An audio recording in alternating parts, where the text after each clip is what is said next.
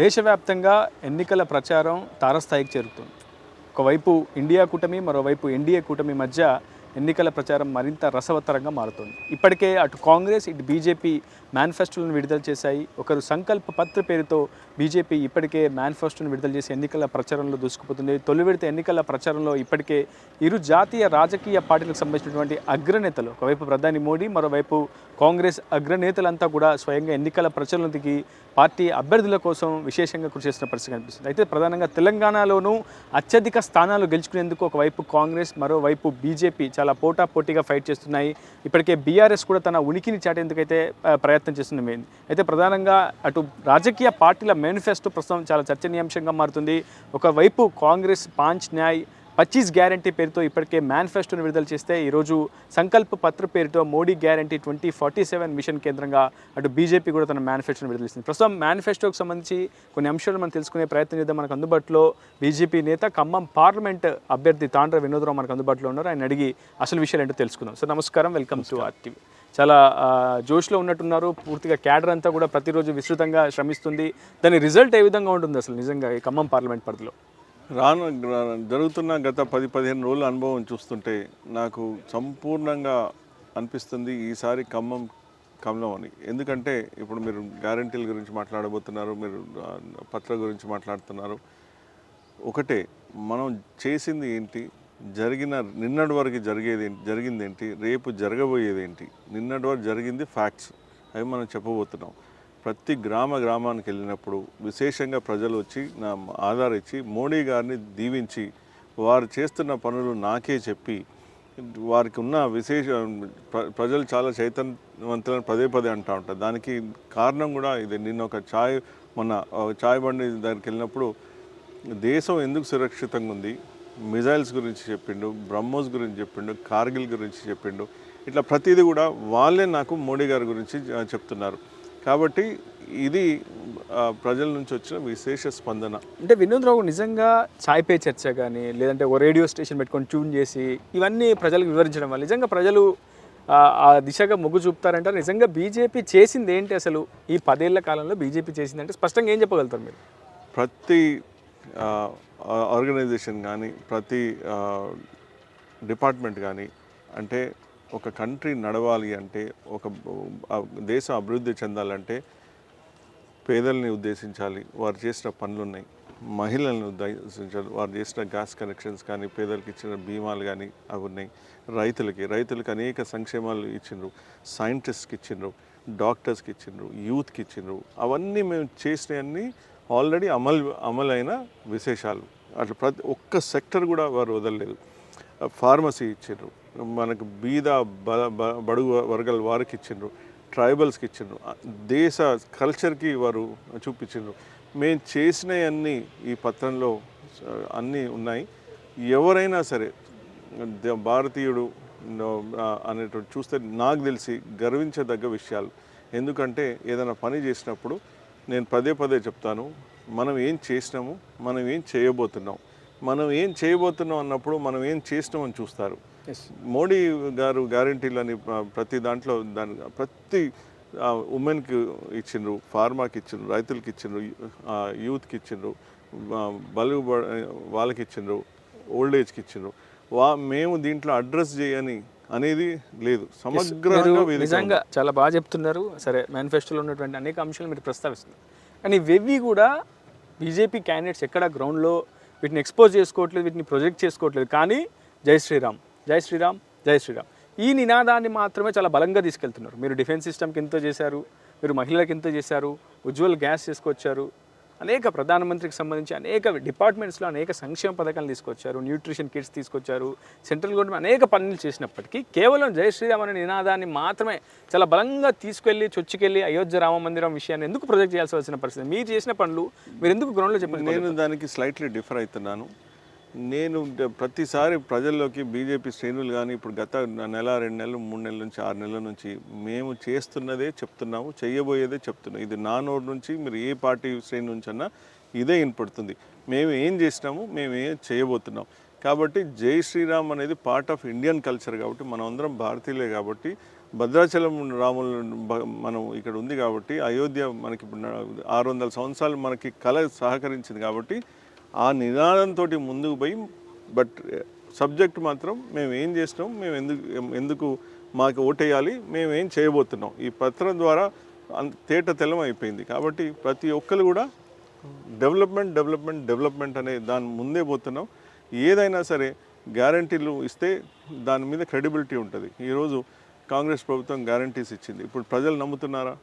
అసలు విషయానికి వద్దాం. నిజంగా సదరన్ స్టేట్స్లో ఈ మధ్య గ్యారంటీల హవా కొనసాగుతుంది. ఏ పార్టీ చూసినా తమ గ్యారంటీ చూడండి, మా గ్యారంటీ చూడండి అంటూ చాలా స్పష్టంగా చెప్తుంది. కర్ణాటకలో కాంగ్రెస్ అధికారంలోకి వచ్చింది, అక్కడ కూడా 5 గ్యారంటీస్ అంటూ ఇంట్రడ్యూస్ చేసింది. తెలంగాణలో మళ్ళీ 6 గ్యారంటీస్ అంటూ కూడా అలా సంక్షేమ పథకాలని ఇంట్రడ్యూస్ చేస్తూ వచ్చారు. 2 రాష్ట్రాల్లో అధికారంలోకి వచ్చారు. కానీ మోడీ గ్యారంటీ విజన్ 2047 నిజంగా అంత లాంగ్ వివ్ని నిజంగా ప్రజలు యాక్సెప్ట్ చేస్తారు? 2047లో నాకు ఉన్నటువంటి అంటే నేను ఇంత సాధిస్తాను, ఇంత చేయగలను అని చెప్పి ప్రజలకు చెప్తే నిజంగా ప్రజలు చాలా తాత్కాలికమైనటువంటి అంటే ఉపశమనానికి ఎక్కువ ఇంట్రెస్ట్ చూపిస్తుంటారు. అతి తక్కువ సమయంలోనే ఎక్కువ లబ్ధి పొందాలనేది ప్రజలకు ఉన్నటువంటి ఆశ ఏదైనా ఉండొచ్చు. ఇప్పుడు 6 గ్యారెంటీలు 100 రోజుల్లోనే ఇక్కడ ప్రభుత్వం అమలు చేయలేకపోయింది. ప్రభుత్వం ప్రజల నుంచి కూడా కొంత నిరాశ నిస్పృహ వ్యక్తం అవుతున్నాయి. సో మిషన్ 2047 అనే అంత పెద్ద లాంగ్ గ్యాప్ అది నిజంగా సత్ఫలితాలు ఇస్తుందంటారా బీజేపీ మేనిఫెస్టో? గత 10 సంవత్సరాల క్రితం ఎప్పుడైతే బీజేపీ గవర్నమెంట్ వచ్చిందో ఆ రోజు ఎకానమీ వైజ్ వరల్డ్ వైజ్ మన ర్యాంక్ ఎంత ఉంది? ఇప్పుడు 5th బిగ్గెస్ట్ వచ్చింది, 3rd బిగ్గెస్ట్కి పోతుంది. మరి ఇదంతా ప్రూవ్ అయితేనే కదా అయింది, లేకపోతే ఉట్టిగా రాదు కదా. కాబట్టి ప్రజలు ఇవన్నీ గమనిస్తున్నారు. వారికి తెలిసినంత బహుశా నా ఖమ్మం ప్రజలకు తెలిసినంత ఒక్కోసారి నాకే తెలియదని నేను ఒప్పుకుంటా. ఎందుకంటే అనేక సందర్భాలలో మరి కొత్త విషయాలు నాకు చెప్తుంటారు.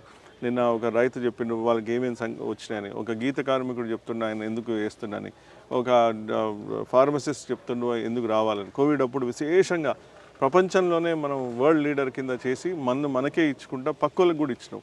వసుదైవ కుటుంబకం అనేది నిజమైన కాన్సెప్ట్, మన భారతీయ కాన్సెప్ట్. అది మోడీ గారు కానీ భారతీయ జనతా పార్టీ కానీ అమలు చేస్తుంది. మనం ఏదైతే చేస్తున్నామో అది ముందుకెళ్తుంది. కాబట్టి అది ఖచ్చితంగా మేము 100% మేము చెప్పేది చేస్తున్నాం, చేయబోయేది కూడా చెప్తున్నాం. బేసిక్గా బీజేపీ మొదటి నుంచి కూడా మేము వ్యక్తి కేంద్రంగా రాజకీయాలు చేయము అని చెప్తూ ఉంటుంది. కానీ ఈసారి లోక్సభ ఎలక్షన్ చుట్టూ మొత్తం కూడా మోడీ కేంద్రంగానే తిరుగుతుంది. ఈవెన్ అపోజిషన్ మోడీని టార్గెట్ చేస్తుంది. మీ పార్టీ క్యాండిడేట్స్ అంటే మీతో సహా అందరూ క్యాండిడేట్స్ కూడా మోడీని చూసే ఓటేయండి, మోడీని చూసే ఓటేయండి, మోడీ చేసిన పనులను చూసే ఓటేయండి అంటూ మోడీ చుట్టూనే రాజకీయం తిప్పుతున్నారు తప్ప మీరేం చేయబోతున్నారు, మీకున్న విజన్ ఏంటి నిజంగా ఖమ్మానికంటే వినోదరావు దగ్గర స్పష్టమైన ఒక 3 అంశాలు, మేజర్ అంశాలు ఏమున్నాయి? ప్రధానంగా నేను పదే అదే చెప్తున్నాను. భారతదేశంలో మోడీ గారి దిశలో అన్నీ ముందుకెళ్తుంది. కానీ ఈ రిప్రజెంటేషన్ లేక వల్ల గత 10 సంవత్సరాలలో ఖమ్మంలో ఒక మేజర్ ప్రాజెక్ట్ కూడా రాలేదు, ఒక మేజర్ హాస్పిటల్ రాలేదు, ఒక మేజర్ కళాశాల రాలేదు. ఎందుకంటే ఆ దృష్టి అడగంది అమ్మైనా పెట్టదు. సో ఆ దృష్టి మోడీ గారికి రాలేదని పడలేదు. ఎందుకంటే ఇక్కడున్న ప్రజాప్రతినిధులు పోయి మాకు ఇవి కావాలి అని వారు బతిల్నాడు ఇంకేదన్నా సరే అంటారు కదా, ఏది చేసినా మనకి కావాలని, అది ఏది చేయలేదు. అంటే ఇక్కడ ఉన్న బీఆర్ఎస్ కూడా చాలా స్పష్టంగా చెప్తుంది, ఇక్కడ నుంచి తెలంగాణ నుంచి సెంట్రల్కి ఇస్తున్నటువంటి ట్యాక్స్ పేయర్స్ ఎక్కువ ట్యాక్స్ కూడా ఇక్కడి నుంచి కలెక్ట్ చేసి కేంద్రానికి ఇస్తున్నారు. కానీ మాకు ఇచ్చింది ఎంత, మేము ఇచ్చింది ఎంత, ఒకసారి వీళ్ళు ఎక్కడ కూడా క్యాలిక్యులేట్ చేసుకోవాల్సి ఉంది. ఎయిమ్స్ నుంచి కూడా ఇక్కడ ఎయిమ్స్ రాకుండా కూడా బీజేపీ అడ్డుకుంది. అంటే కనీసం ఒక మెడికల్ కాలేజ్ కూడా బీజేపీ శాంక్షన్ చేయలేదు అనేది ప్రధానంగా బీఆర్ఎస్ కూడా చెప్తుంది కదా. ఎవరైనా సరే మీరు గత పార్లమెంట్లో చూస్తే లేకపోతే చూస్తే ఎన్ని ప్రపోజల్స్ బీఆర్ఎస్ డిపిఆర్ఏ పంపించలేదంట. కరెక్ట్, చిత్తశుద్ధితోటి. అంటే మీరు ఒక ప్రపోజల్ పెట్టి మాకు ఇది కావాలని కాదు, ఏదన్నా ఒక ప్రాజెక్ట్ రావాలంటే ఇక్కడ నుంచి గ్రౌండ్ రిపోర్ట్ కానీ అక్కడ నుంచి క్లియరెన్సెస్ కానీ స్టేట్ బాధ్యత నాకు తెలిసినంత వరకు. అక్కడికి పోయి మినిస్టర్స్ని కలిసి అక్కడ ఫైల్స్ ప్రిపేర్ చేసి, ఇప్పుడు ఏదైనా సరే మన ఇంట్రెస్ట్ లేనిది మనం పోయి అడగంది ఇప్పుడు రాదనేది నా నమ్మకం. ఎందుకంటే భారతదేశం అనేది ఒక పెద్ద ఇది కాబట్టి ఎన్నో ప్రాజెక్ట్స్ నడుస్తూ ఉంటాయి, ఎన్నో పనులు నడుస్తూ ఉంటాయి. ఎవరైతే ఇప్పుడు భద్రాచలం ఉంది, ఇంత ఎందుకు మీకు ఒకటి చెప్తా, భద్రాచలం ఉంది, అది అయోధ్య అంత విశిష్టత. 100%. మరి భద్రాచలం గురించి ఎవరన్నా ఇక్కడ ఉన్న ప్రతినిధులు కానీ ఇది కానీ మోడీ గారి దృష్టికి తీసుకొచ్చి మాకు ఇవి కావాలి, మాకేమన్నా కావాలి, ఇప్పుడు నాకుంది, నేను ఖచ్చితంగా నాకు దృష్టి ఉంది, అయోధ్య నుంచి భద్రాచలం స్పిరిచువల్ కారిడార్ చేయాలి. ఎందుకు అంటే అక్కడ నుంచి ఉన్న ఆ కారిడార్ అంతా చేస్తే అది మీ పార్లమెంట్ పరిధిలో కూడా లేదు కదా. ఎందుకు ఏదైనా సరే ఒక భద్రాచలం అనేది డెవలప్ అయితే అది ఖమ్మం కూడా డెవలప్ అవుతుంది. ఇది ఎప్పుడైతే భారతదేశం నాది, పక్కది కూడా డెవలప్ అయితే దాని నుంచి మనకు కూడా డెవలప్ అవుతుంది, ప్రజలు డెవలప్ అవుతారు, ప్రజలకి అది ఉపయోగపడుతుంది. అంటే అది నాదా పక్కోడదా అనేది మోడీ గారు కూడా అదే చూస్తారు. ఇప్పుడు నా గవర్నమెంట్ ఉందా, ఈ వేరే వాళ్ళ గవర్నమెంట్ ఉందా అని వారు చూడరు. ఇప్పుడు 6-7 అసెంబ్లీ కాన్స్టిట్యూన్స్లో ఒక్కరు కూడా మా రిప్రజెంటేటివ్ లేరు. కానీ 12,000 కోట్లు పెట్టి రోడ్స్ ఇచ్చిండ్రు, మణిహారం లాగా చేస్తున్నారు, ఎన్నో డెవలప్మెంట్స్ చేస్తున్నారు, టెంపుల్ ఫండ్కి ఇచ్చిండ్రు కానీ అది యూజ్ చేయట్లేదు. అట్లా ఏదైతే డెవలప్మెంట్ ఉందో అది మన ప్రదేశం కావచ్చు, పక్కన చేస్తే అది మనకు వస్తుంది, మంచి చేస్తే అది కంటిన్యూ అవుతుంది. మీరు అన్నారు ఇందుక 17,000-12,000 కోట్లు సమ్ అరౌండ్ ఫిగర్ అనేది. నిజంగా ప్రధానమంత్రి సడక్ యోజన, రూరల్ ఏరియాలో రోడ్స్ కావచ్చు, శానిటేషన్ కావచ్చు, జీపీస్కి ఫండ్స్ ఇవ్వడం కావచ్చు, సో ఇవన్నీ సెంటర్ నుంచి జరుగుతున్నాయి. కానీ నిజంగా ప్రజలకు అవగాహన ఉందంటారా? నిజంగా ప్రభుత్వం, కేంద్ర ప్రభుత్వం నిజంగా మా కోసం ఏం చేసింది? Even anganwadis also central government ఆధ్వర్యంలో నడుస్తున్నప్పటికీ ప్రజలకు తెలుసా అసలు? ప్రజలకి ఇప్పుడు మేము నరేంద్ర మోడీ గారి సంక్షేమ పథకాలు కానీ మేము చేస్తున్న కానీ ఇప్పుడు ఈ విజన్ డాక్యుమెంట్స్ కానీ ఇప్పుడు మా బీజేపీ ప్రతినిధులు కానీ ప్రజలు కానీ వివిధ ఎన్జిఓస్ కానీ వారికి జరుగుతున్న మంచితనం వారికి ఇప్పుడు తెలుస్తుంది. చైతన్యంతో ఉన్నది స్టార్ట్ అయింది. అది ఖమ్మంలో అది తొందరగా స్ప్రెడ్ అవుతుంది. ప్రాబబ్లీ నేను ఒప్పుకుంటా, ఇది మేము ఒక రకంగా ప్రజల్లోకి తీసుకెళ్ళడం కొద్దిగా ఆలస్యం జరిగి ఉంటుంది. ఎందుకంటే అది ఎన్నో సంవత్సరాల నుంచి వస్తుంది. కానీ ఇక్కడ చాలామందికి కూడా మొన్నటిదాకా కూడా తెలియదు.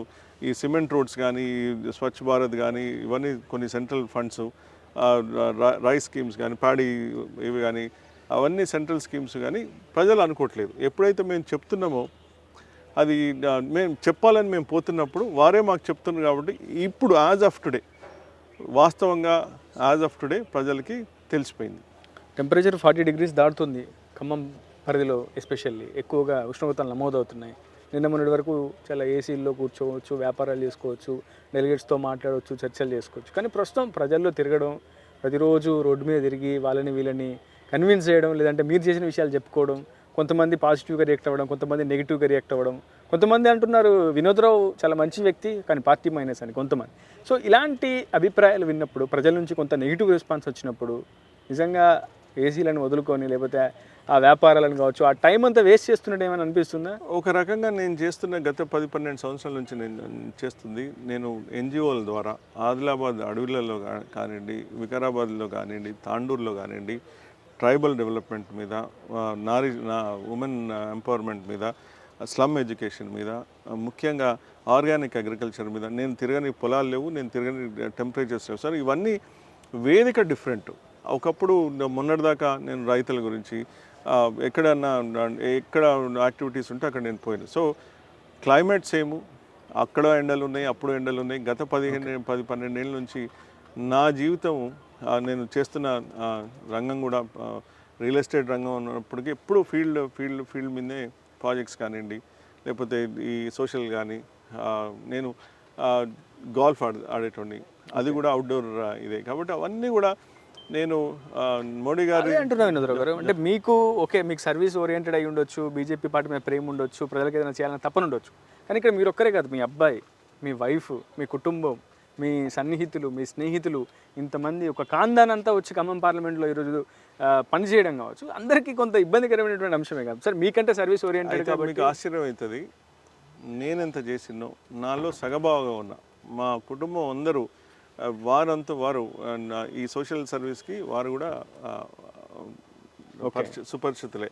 ఎవరు కూడా మా నలుగురు కానీ, మా కొత్తగా వచ్చిన కోడలు కానీ, వారు కూడా ఒక రాజకీయ కుటుంబం నుంచి వచ్చిన వారికి కూడా ఇంకొత్తగా. సో యాదృచ్ఛికంగా కానివ్వండి, అది బై డెస్టినీ కానివ్వండి, మా 5గురికి ఈ సబ్జెక్ట్ అనేది కొత్త కాదు.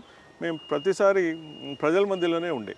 నేను మళ్ళీ చెప్తున్నా, అది సోషల్ సర్వీస్ ఉండే, ఇప్పుడు పబ్లిక్ సర్వీస్ అయింది. బట్ డిఫరెన్స్ అంటూ ఏం లేదు. నేను ఈ స్టేజ్కి ఉన్నాను అంటే భగవంతుడు ఆశీస్సులు, మా తల్లిదండ్రుల ఆశీస్సులు, ప్లస్ మా వినీలా మా వైఫ్ కానీ, పిల్లలు కానీ, ఇప్పుడు వచ్చిన కొత్త సభ్యురాలు కానీ, వీళ్ళందరూ కలిసి కట్టుగా ఒక్క తాటు మీద మేము ఉంటాం. కాబట్టి ఇప్పుడు దేశం కూడా మోడీ గారు వెనుక, ఇప్పుడు ఇందాక అన్నారు కదా, మోడీ గారిని ప్రొజెక్ట్ చేస్తున్నారు. ఒక కుటుంబ హెడ్ ఉన్నప్పుడు న్యాచురల్గా వారి మీదే మనం పెద్ద దిక్కు అని మనమే సంబోధిస్తాం. ఏది చేసినా తమ్ముడు చేసిండాను, నేను చేసినాను అనరు. ఆ పెద్దాయన దృష్టిలో చేస్తుంది. సో ఆ పెద్దాయన చేయాలి అంటే కింద పరివారం అంతా రాజ్నాథ్ సింగ్ గారు కానీ, నడ్డా గారు కానీ, కిషన్ రెడ్డి గారు కానీ, వీళ్ళందరూ కూడా వారిది ఉంటేనే వారు అక్కడ ఉంటారు. వారి వెనక కోట్ల మంది ఉన్నారు. కాకపోతే ఏదన్నా ఏ పిక్చర్ అయినా, ఏ మూవీ అయినా, లేకపోతే ఏ ప్రాజెక్ట్ అయినా పైవారి గురించే ఫోకస్ చేస్తారు. కాబట్టి ఆ వ్యవస్థ అట్లాంటి. సో వారు మాకు దేవుడు లాంటి వారు. మాకు వారి కుటుంబ పెద్ద, భారతీయ జనతా పార్టీ కుటుంబ పెద్ద కాబట్టి వారి గురించే మేము ప్రొజెక్ట్ చేస్తాం. వారిని చూసే ఒకటి ఏమంటాం, ముమ్మాటిగా బల్ల గుద్ది అంటారు కదా, బల్ల గుద్ది చెప్తున్నా, మోడీ గారిని చూసే మీరు ఓటేయండి. వారి సైనికుల్లాగా మేము పనిచేస్తాం. కానీ చూసి ఓటేయాల్సింది వారికి, ఎందుకంటే వారు చేస్తున్నారు కాబట్టి, వారు మా పెద్ద కాబట్టి వారిని చూసి మీరు వేయండి. వారు చెప్పిన గ్యారెంటీలన్నీ అమలు చేసే బాధ్యత వారిది. వారు మా ద్వారా మా నడువులు వంచైనా సరే, మమ్మల్ని నడిపించైనా సరే ఇది వారు చేపిస్తారు. కేంద్రంలో ఉన్న మీ పరివారం గురించి చెప్పారు, మీ పెద్ద దిక్కు గురించి చెప్పారు. క్యాబినెట్ అంతా చాలా అద్భుతంగా ఉంది. వాళ్ళ మధ్య కోఆర్డినేషన్ కమ్యూనిటీ ఉంది కాబట్టి ఈ 10 ఏళ్ళు వాళ్ళు అద్భుతమైన పరిపాలన అందించారు. మరో 5 ఏళ్ళు పరిపాలన అందించేందుకు వాళ్ళు సంసిద్ధులు అవుతున్నారు. కానీ ఇక్కడ ఖమ్మం పార్లమెంట్లో మీ పరివారంలో ఉన్నటువంటి పరిస్థితి, తుది దశలో టికెట్ వరకు జలగం వెంకట్రావు పేరు, మీ పేరు ఒక దశలో వినిపించినప్పుడు మీకు టికెట్ ఖరారు అయిన తర్వాత ఇప్పటివరకు వెంకట్రావు గారు ఖమ్మం పార్లమెంట్లో మీ గెలుపు కోసం లేదా బీజేపీ గెలుపు కోసం అయినా సరే కనీసం ప్రచారం చేయని పరిస్థితి. ఎందుకు గ్యాప్ ఎక్కడ వస్తుంది? కమ్యూనికేషన్ ప్రాబ్లమా, లేకపోతే వెంకట్రావు గారు ఎందుకు ఎన్నికల ప్రచారంలో పాల్గొనట్లేదు? ఇప్పుడు ఏదైనా నా గురించి అడిగితే నేను చెప్పగలుగుతా. ఇప్పుడు నేను గత 10 రోజుల నుంచి ఏం చేస్తున్నా మీకు చెప్తున్నా. గత నెక్స్ట్ 30 రోజులు ఏం చేస్తుందో నేను చెప్పగలుగుతా. నెక్స్ట్ 5 ఇయర్స్ ఏం చేయగలుగుతా నేను చెప్తాను. నాకు ఒక స్పష్టత ఉంది.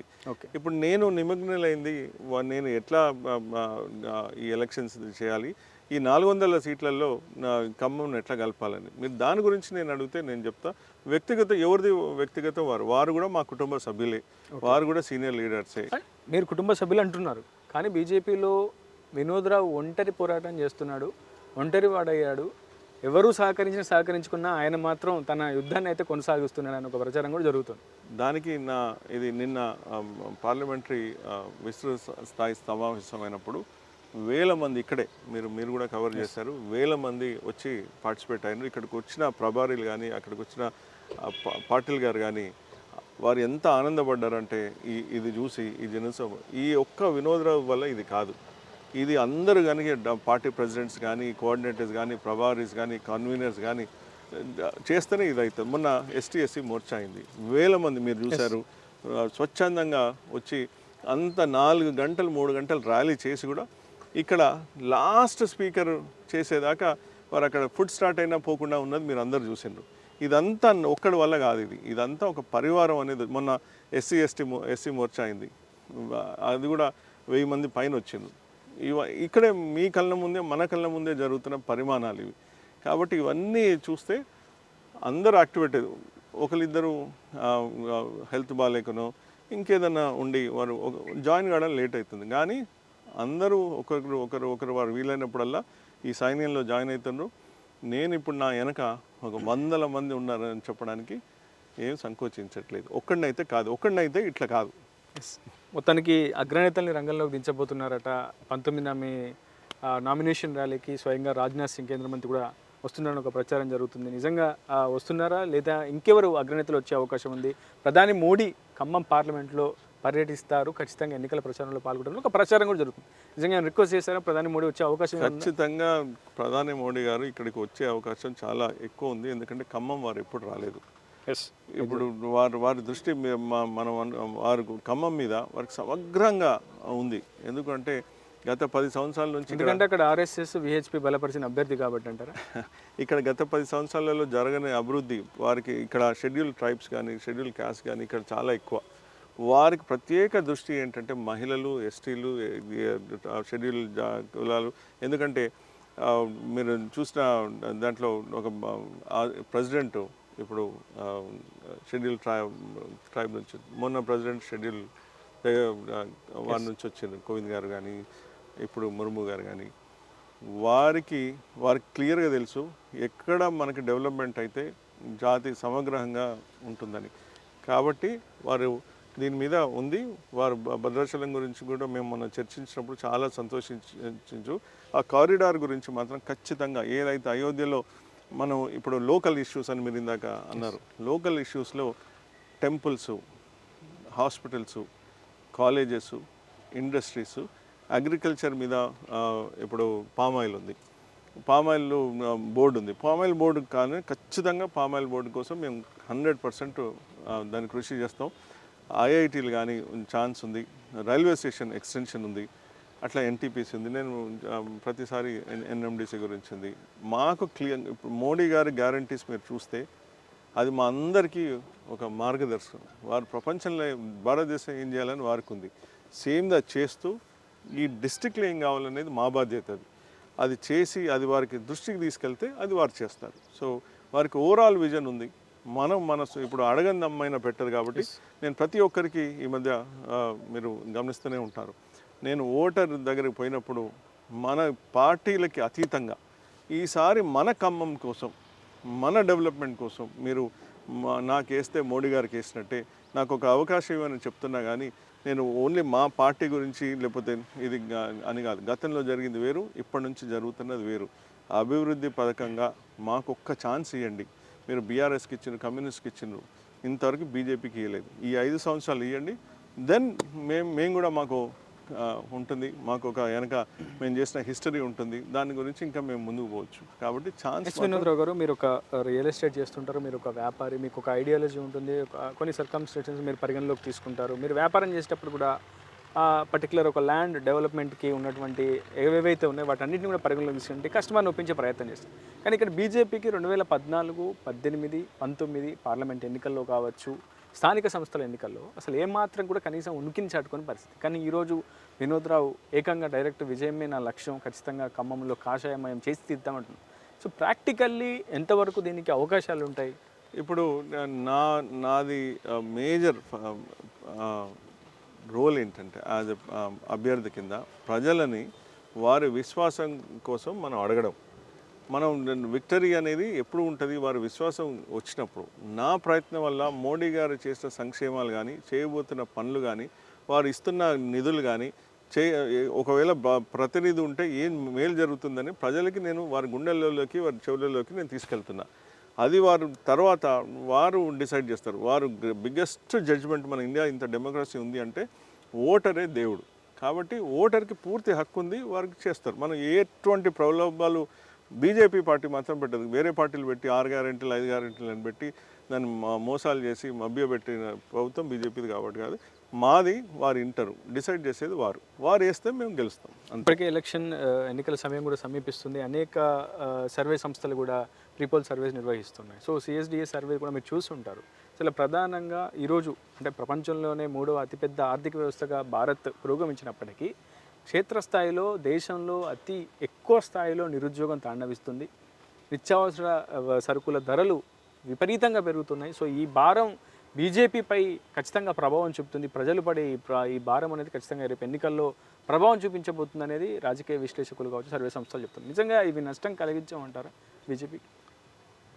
ఎప్పుడైతే మోడీ గారు ఫారెన్ పాలసీలో ఫారెన్ కంట్రీస్కి వెళ్ళి మీ దగ్గర ఏదైతే ముడి సరుకు ఉందో అది మేము ప్రాసెస్ చేస్తాము, అక్కడ నుంచి మేము మీకు కొంటాము, మా దగ్గర ఉన్న సరుకు మీకు ఇస్తామని ఈ ట్రేడ్ రిలేషన్స్ ఎక్కడెక్కడ వారు దృష్టి పెడుతున్నారో ఇవన్నీ కూడా టెంపరీ. ఇప్పటికే కంట్రోల్ అయింది. ఇదివరకు అంటే సబ్జెక్ట్ డివేట్ అవుతున్నా కానీ క్షమించాలి, ఆఫ్రికన్ కంట్రీస్ కానీ ఎక్కడ కానీ వేరే కంట్రీస్ వచ్చి వాళ్ళని ఎక్స్ప్లాయిట్ చేసినని వాళ్ళు అనుకునేటవారు. ఇప్పుడు భారతదేశం వారి దగ్గరికి పోయి వారిని సెల్ఫ్ సస్టైన్ చేసి వారి దగ్గర ఫ్యాక్టరీస్ పెట్టి వారి దగ్గర మెటీరియల్ మనం చేసి ఇదివరకు ఏదైతే వసుదైవ కుటుంబకం అనేది ఏంటి, పక్కవాడికి మనం ఇవ్వాలి, మన దగ్గర ఉన్నది వాళ్ళు తీసుకోవాలి. ఇది బాటర్ సిస్టమ్ ఒకప్పుడు. కాబట్టి సేమ్ పద్ధతిలో మనకి ఏదైతే అవసరం ఉందో నిత్య అవసరాలు ఉంది వేరే కంట్రీస్లో ఎక్కువ ఉంది, కానీ వేరే యూరోపియన్ కంట్రీస్ కానీ వాళ్ళు వచ్చి ఎక్స్ప్లాయిట్ చేస్తున్నారు. అది చేయకుండా ఈరోజు ఆఫ్రికా మొన్న వారు ఆలింగనం చేసుకున్నారు. ఎందుకు చేసుకున్నారు? ఇన్ని ఏండ్లు మిగతా కంట్రీస్ వచ్చి వారిని ఎక్స్ప్లాయిట్ చేస్తుంది. భారతదేశం వచ్చి మాత్రం మీకేం కావాలి, మేమేం చేయగలుగుతాం, మనకేం కావాలి, విన్ విన్ సిచ్యువేషన్ అనేది ఉంది. కాబట్టి ఆ ఫార్ములా అనేది గత సంవత్సరాల వందల వేల సంవత్సరాల నుంచి వస్తున్న పద్ధతిలో మోడీ గారు ఈ రామరాజ్యంలో సువర్ణకాలం దిశగా తీసుకెళ్తున్నారు. Anyway thank you sir, thank you so much for accepting for interview and all the best sir. Thank you. అది మొత్తంగా ప్రయత్నమే మొదటి విజయం, ప్రయత్నమే నాయుధం అంటున్నారు ఖమ్మం బీజేపీ పార్లమెంట్ అభ్యర్థి తాండ్ర వినోద్రావు. ఖచ్చితంగా దేశంలో మోడీని మించిన గ్యారంటీ ఏది లేదు. ఖచ్చితంగా దేశవ్యాప్తంగా ప్రజల మద్దతు మోడీకే ఉంటుంది. మరోసారి మోడీ రావడం ఖాయమనే ఆయన ధీమా విశ్వాసం వ్యక్తం చేస్తున్నారు. ఖచ్చితంగా ఖమ్మం పార్లమెంట్లో కూడా కాషాయ జెండా ఎగరేస్తామన్న ఒక విశ్వాసాన్ని ధీమాను కూడా వ్యక్తం చేస్తున్నారు.